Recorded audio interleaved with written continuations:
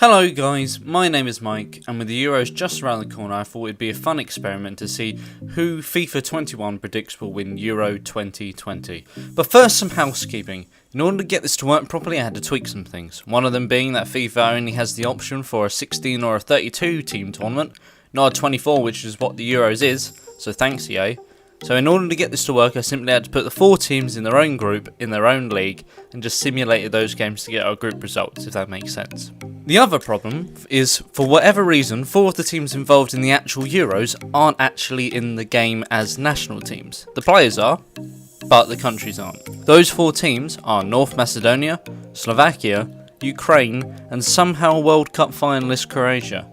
I'm assuming this has to be for licensing reasons, but it still annoys me nevertheless. So rather than just leave them out or replace them with a different team entirely, I went into the team sheets into the game and manually edited as many Macedonian, Ukrainian, Slovakian and Croatian players into their own unofficial teams. So, for the purpose of the experiment, Ukraine will be represented by Shakhtar Donetsk, Croatia by Dynamo Zagreb, Macedonia by Molde and Slovakia by Survey FC. Yes, I know those last 2 aren't from the countries, but they started with the same letter, so that was good enough for me. So with that out of the way, let's get to the group stage. As for the part on the right hand side, I just need to say before we start, it will show one of the nations as being player controlled, but that is simply to allow me to have simulated those games. I did not play any of them. So as you can see, Group A consisted of Italy, Wales, Switzerland and Turkey. A group which showed a dominant Italy, but fairly even among the others. Nevertheless, Italy and Wales are through, and it falls to the Swiss to hope they're one of the 4 best third place teams to qualify for the round of 16. It does mean though we are saying goodbye to Turkey. Group B consisted of Denmark, Belgium, Russia and Finland, and in what was a surprising turnaround, the Danes topped the group over the favourites Belgium, with Belgium finishing second, Russia hoping for that 3rd place, and the Finns leaving their debut at the Euros with a single solitary point. Also for this group, I forgot to put it to single games, and that's why there's extra fixtures to play on the side, but I can assure you each team played each other once, and that's how we got the results that we have. Group C was a group that saw the Dutch, the Macedonians represented by Malmo, Austria and the Ukrainians as Shakhtar Donetsk. The latter seemed to have a disaster of a tournament, not even managing to earn a single solitary point. Someone makes all the effort I put into making their team a bit redundant now. Elsewhere, the Dutch topped the group, the Macedonians second on goal difference, and with 4 points the Austrians should be through as one of the best 3rd place teams.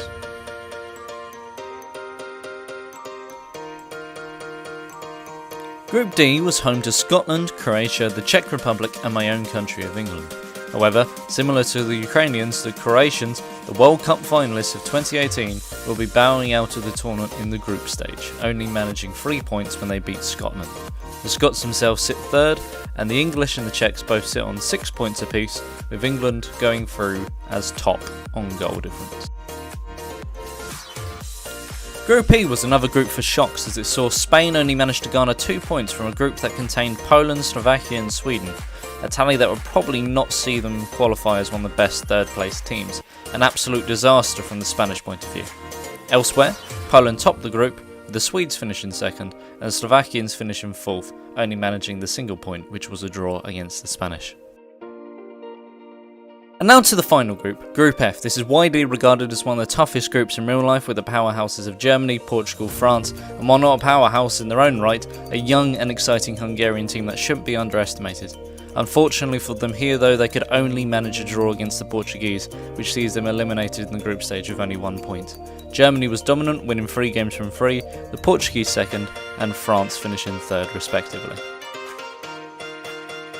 For those of you who don't know, in Euro 2020, the 1st and 2nd place teams qualify for the next round, but also the 4 best 3rd place teams. So now we look at the 3rd place teams and we see Austria are through by having 4 points, as are France and Switzerland, also on 3 points, but with their superior goal difference to the others. Spain are eliminated in the group stage, only managing 2 points, and the other team to be eliminated is Scotland. Although Russia and Scotland both have the same points and goal difference, it then went to goals scored, in which Russia scored 3 and the Scottish only managed 1. So Scotland is eliminated from goals scored, Russia goes through to the round of 16. So another not so helpful thing with FIFA is the inability to select matchups in the knockout rounds. So to resolve this, I went to the official Euro 2020 flowchart predictor, link is in the description, and selected the teams based on our results here to make sure each team got matched up against who they would actually play if this tournament was real. So our round of 16 draws are now Denmark vs Switzerland, a dominant Italy versus a surprise package of the Macedonians, a battle of Lederhosen as Germany face Austria, the Czech Republic versus the Swedes, Poland versus Russia, England versus Portugal, the Netherlands versus France, and Wales Belgium.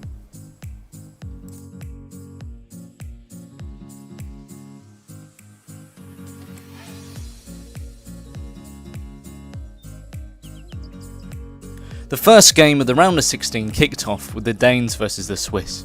In what was a relatively dull start, the first opportunity only came in the 33rd minute when Poulsen sent a looping ball that Summer made a meal of before collecting the scuff shot from Marcus Braithwaite. It was a boring match up until the 51st minute when Christian Eriksen stepped inside of Akanji and slotted the ball home.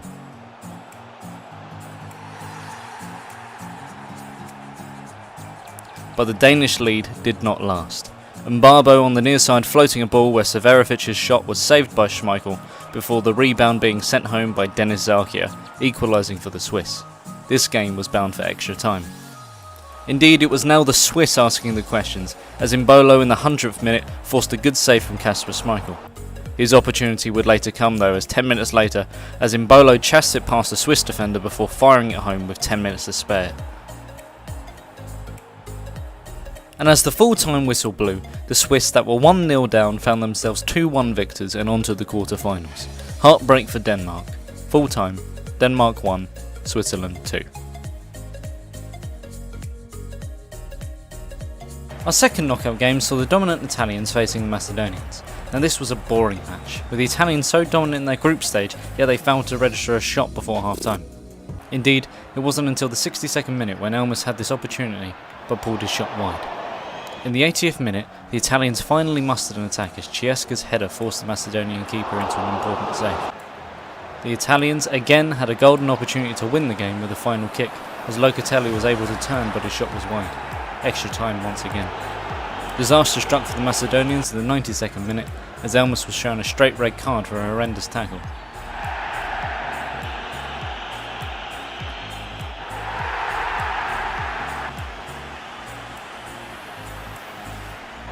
Things nearly went from bad to worse as Florenzi struck the inside the post 5 minutes later before the Macedonians were able to clear. However, the 10 men of Macedonia were struggling, and when Belotti's through ball found Chiesca, it was all over. He turned inside of Alioski before firing a powerful shot home past the near post. Blood was in the water as Locatelli fired this effort.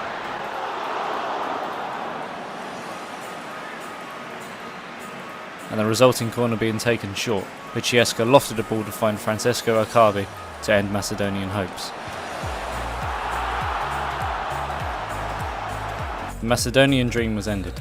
Full time, Italy 2, Macedonia 0.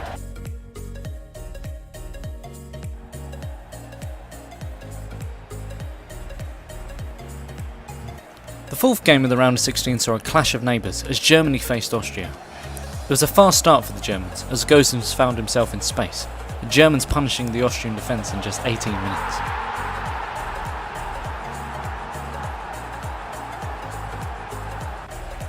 Timo Werner only compounded Austrian woes when Kimmich's ball allowed him to turn and fire a shot into the roof of the net. Nothing the keeper could do about it.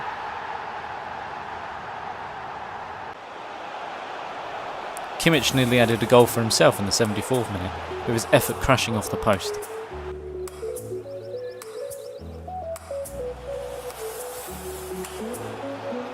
In fact, he had to settle for 2 assists as his pass found Serge Gnabry moments later, who rolled it past the keeper to seal the game.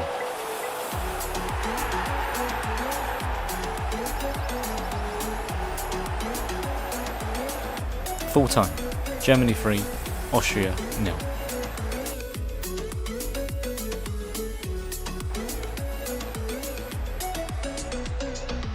The third match of the round of 16 was between the Czech Republic and Sweden. This game started lively as Patrick Schick found himself free in the box, but only allowed himself a tame effort.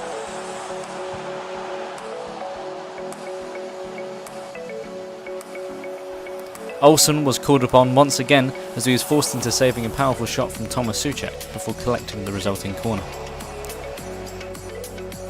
It was a tale of Czech dominance as Olsen once again provided a tremendous save to deny Schick from the 6-yard box.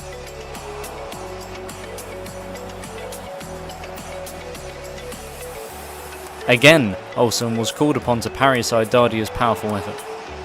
It seemed impossible for the Czechs to breach the Swedish defence until substitute Adam Holzek headed home Souček's cross with his first touch of the game. The steadfast Swedes finally beaten, and surely in the 88th minute left no time for response.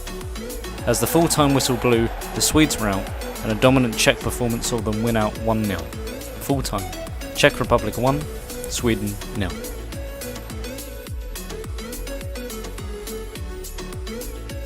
The fifth match of the round of 16 had some historical needle as Poland faced Russia. Now boring would be an understatement, as we have to skip to the 105th minute to have the first meaningful highlight and the first goal, as Milik was able to find Robert Lewandowski, who from that range was always going to score.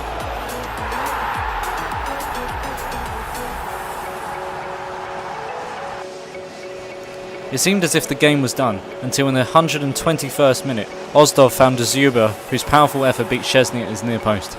After 2 hours, penalties would decide the two teams. It was Poland to kick first with Robert Lewandowski, the cool penalty. Then the scorer Zuber made it 1-1. Milik could only watch as his ambitious effort hit the post before bouncing out. Mirachunk made it 2-1 with a cool dink. Krychowiak kept the Poles in. Ionov sent Szczesny the wrong way to make it 3-2. And Piatek was confident in his finish with the side netting. Then stepped someone's name I'm not going to try and pronounce. Put all the pressure on the Poles. They had to score. Rebus had done his part for Poland, but fate was not in their hands. Russia had to miss. As Karakev stepped up, his penalty found his mark. The Poles, who'd thought they'd won it in extra time, lose on penalties. 4-5 to Russia.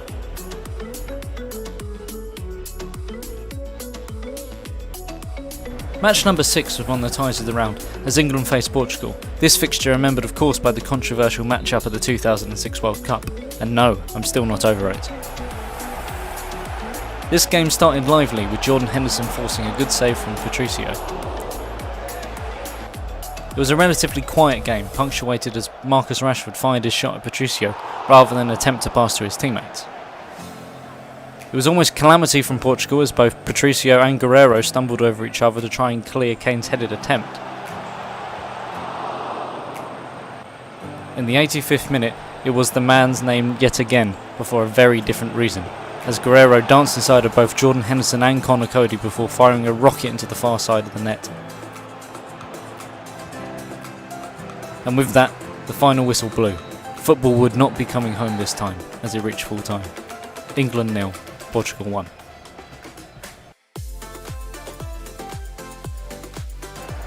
Match 7 was the other standout fixture in the round of 16, as World Cup winners France faced a resurgent Netherlands. The first half was scrappy and lacking in chances, the only real opportunity coming from a corner, stemming from a snatch shot from De Jong. As the corner came in, where De Jong had been denied by Hugo Lloris moments ago, he now beat him with a powerful header, going in just off the post before half-time.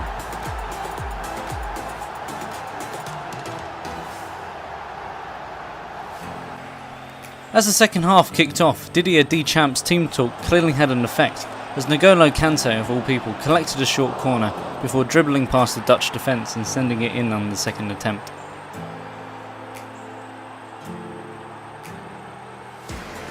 Martial nearly had an attempt to score right at the end before forgetting how his legs worked and falling over. Into extra time.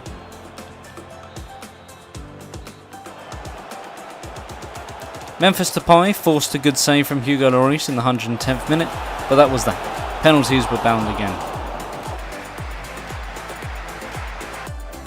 Berghuis went first for the Dutch.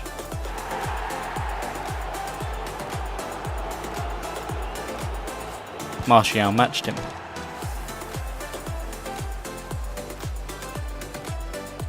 De Roon with a cool finish. If that was cool, then Mbappe was sub-zero. Memphis Depay matching Mbappe.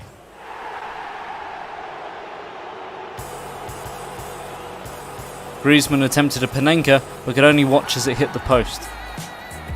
Marlon now had a chance to heap the pressure onto the French, and that he did with an accurate strike. And now Kingsley Coman had to score.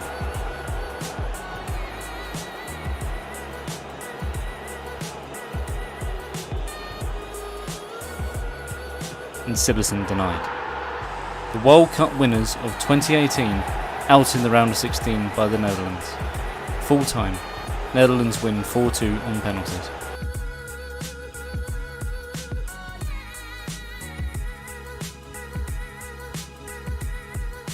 We conclude the round of 16 matches with Wales vs Belgium.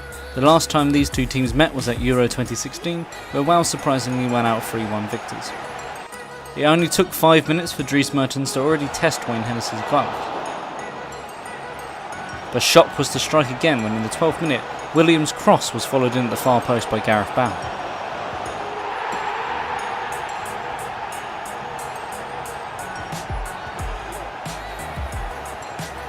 Things nearly went from bad to worse for the Belgians, though they were spared when Kiefer Moore somehow placed his shot wide.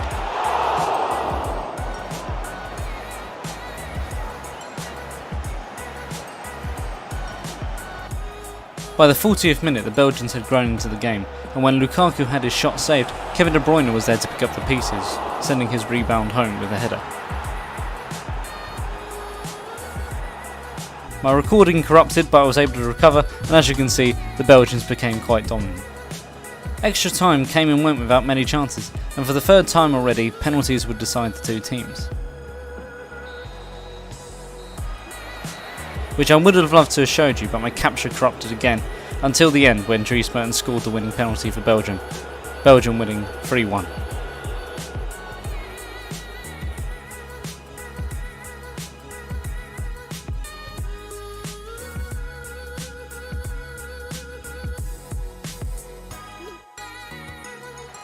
The first game of the quarter-finals saw Switzerland take on Italy.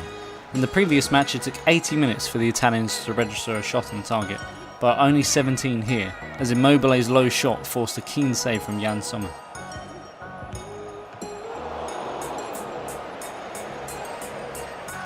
Sommer again was called to action to deny Insigne as he looked to bend one into the far corner.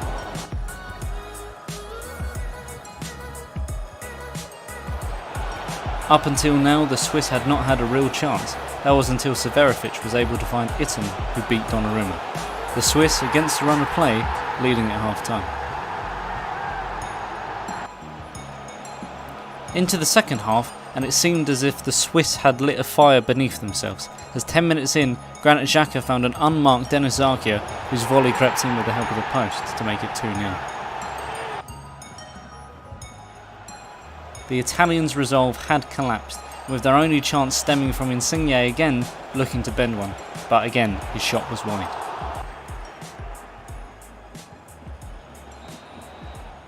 With the full-time whistle, Switzerland go marching into the semi-finals. The Italians are out. Full-time, Switzerland 2, Italy 0. Our second quarter-final match saw Germany take on the Czech Republic. The Germans being dominant in their previous games and the Czechs being the surprise package. To say the first half was boring was an understatement. I mean, look at these stats. Come on fellas, give me something to talk about. Give me something to talk about, they did not. The 82nd minute coming closest to an opportunity when Dardier attempted an acrobatic before being cleared by Ginter. Extra time once again. I mean, look at these stats, look at them! Do you know how boring it was to watch this slide? Into extra time, where Havertz has it can't be an actual shot on target. And like London buses, we got treated to two, as Pekar also got the Czechs' first shot on target of the game. It only took 111 minutes. The game now came alive as a Czech break saw Dardia play Petkart through on goal. However, his touch was poor and it took him wide, and at the end it was a wasted opportunity.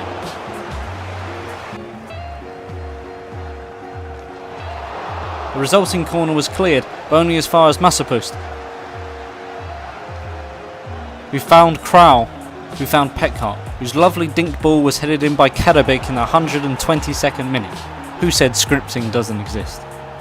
The Germans were distraught. When the final whistle blew, it was a surprise packet at the Czech Republic who find themselves victorious over Germany. Full time, Germany 0, Czech Republic 1. The third quarter-final match saw the Russians take on the Portuguese. In stark contrast to the last match, our first opportunity came in the 12th minute with a dangerous Russian counter-attack resemblant of 1942, as Kuzayev forced a save from Patrusiev. Patricio again making a tremendous save to deny Duzaba header from the corner. That is where the chances stopped until the 90th minute, when Bernardo Silva stung the gloves of Schunan before he, copying Patricio earlier, made the save from the following corner. Into extra time now, when Paulinho nearly broke the deadlock but denied by Schunan.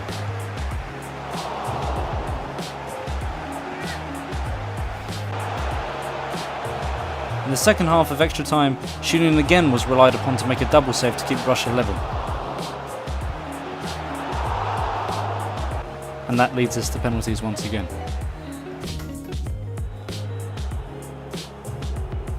It was the Russians to go first with Daizuba.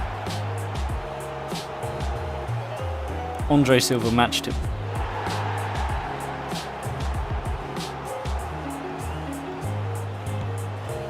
Sobolev's effort hit the post. Moutinho stepped up to give the Portuguese the lead. The pressure must have been building as Mirachunk's kick rattled off the crossbar. Bernardo Silva dispatched his penalty with perfection. Russia had to score.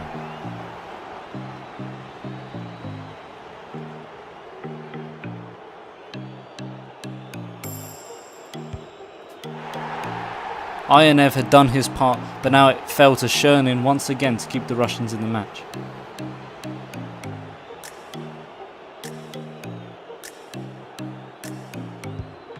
And that he did, saving Diogo Jota's effort. The pressure was still on Russia. Having to score, Kuzayev steps up. Saved by Patricio. Schunan's heroics in the match were not enough, and at full time, Portugal went through, 3-2 winners on penalties.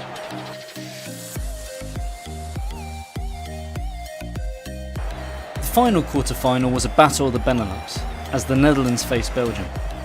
The opening was inviting, as Berghuis used a clever skill to avoid the defender before pulling his shot wide. It was an evenly matched game, with Belgium forcing Sillerson to work just before half-time, first from De Bruyne and later Lukaku.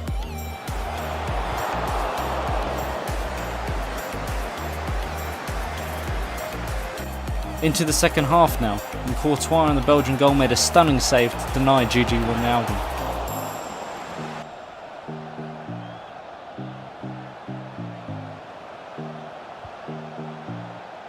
"70 minutes in, the ball was finally in the net, however it would be chalked off for offside. Sillerson again was forced into action, this time by De Bruyne.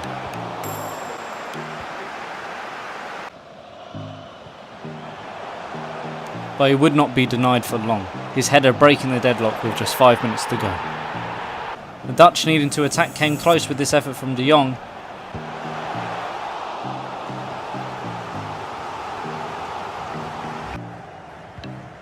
And with Courtois gathering the following cross, the final whistle was upon us. The Dutch, who were victorious over the French, could not find a way past the Belgians. Full time, Netherlands 0, Belgium 1.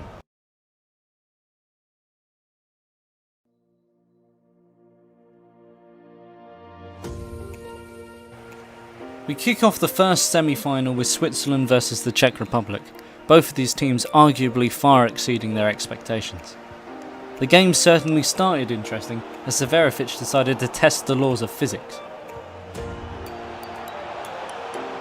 It was on the half-hour mark when Zarkia, failing to clear the ball, was almost punished by Patrick Schick, his shot saved by Sommer. Into the second half now, when a turnover in the midfield sent Masopust through, who after skinning the defender fired his shot into the side netting.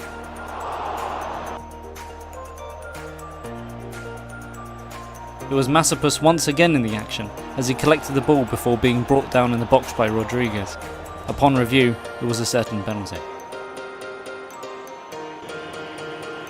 In the first actual penalty of the tournament, Dardia stepped up and slotted it into the left-hand side where Sommer was routed to the spot.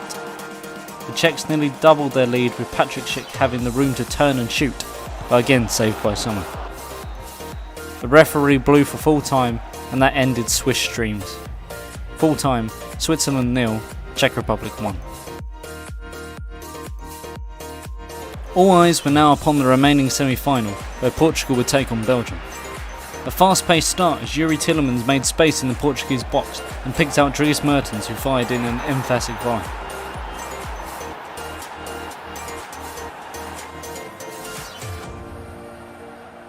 It had been a quiet tournament for Ronaldo, and it would continue to be. His shot saved before Bernardo Silva equalising with his second attempt.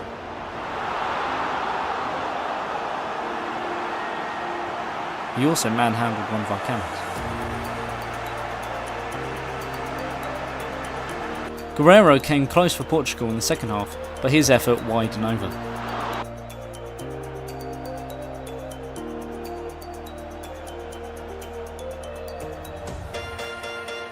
Some nimble footwork from Hazard fell kindly to De Bruyne, whose driven shot tested Patricio.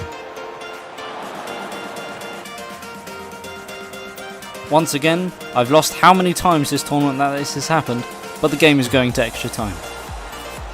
A promising attack from the Portuguese was cut out by an expertly timed challenge by Toby Alderweireld.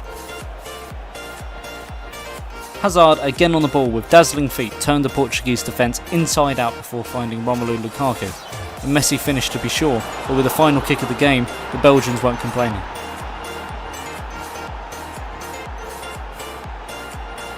Full time, Belgium 2, Portugal 1.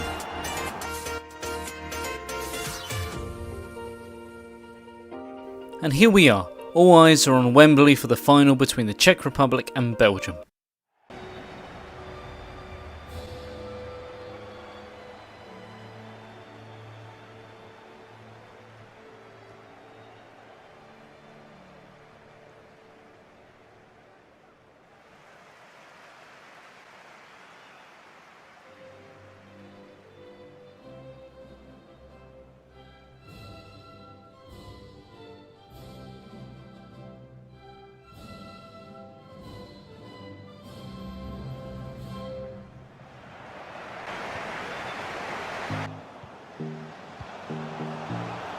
Belgium started strong with Mertens' shot being blocked by Kadeka.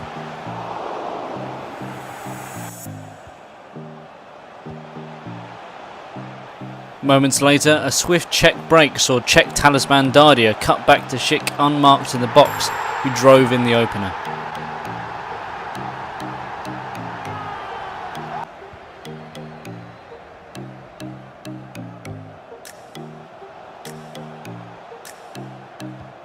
The Czechs were very nearly in dreamland when a deflection of Schick's pass found Masopust forcing a save from Courtois.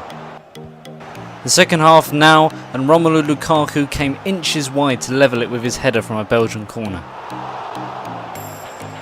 The Belgians were asking all the questions with Hazard, but as ever the Czechs seemed to hold all the answers, as his shot was also blocked.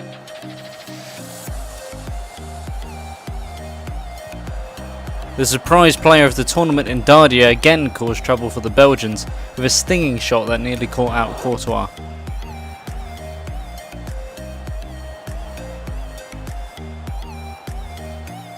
Yuri Tillemans in the 82nd minute picked up the ball and dribbled past 1-2 defenders before placing his shot wide.